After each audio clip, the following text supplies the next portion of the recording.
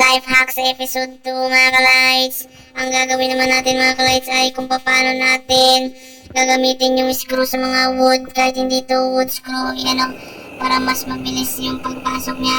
Pwede mo siyang initin mga ka-lights para hindi ka mahirapan sa pagpasok niya. Siyempre gumamit ka ng panghawakan kagaya ng plier. Para hindi siya mahirap ibaon. Napakadali niya ibaon. So mga ka-lights, yan ay mga tips natin ngayong araw na to sa Life Hacks. Anong gagawin ko? Panoorin nyo ito hanggang sa dulo. Dahil siguradong meron kayong matutunan na naman ito mga ka-lights. Ang ginawa ko na yan ay talagang magagamit yung importante ito sa mga bagay-bagay na inyo ang makikita ngayon. Dahil jack, ito ay makukuhanan nyo ng kagamitan pagdating ng araw. Dahil pag meron kayong mga kagamitan na mga nasisira, nagka-crack, o nagkaroon ng mga broken na mga hindi metal plastic.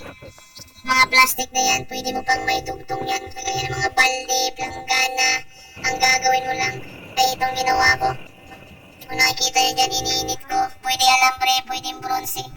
Yan ginawa ko, bronze yan mga ka-lights. Yan. Pagka-init niya, pwede mo siyang idikit sa broken area. Pag matigas na, ayan na siya. Ganun lamang kadali. Life hacks lang mga ka-lights.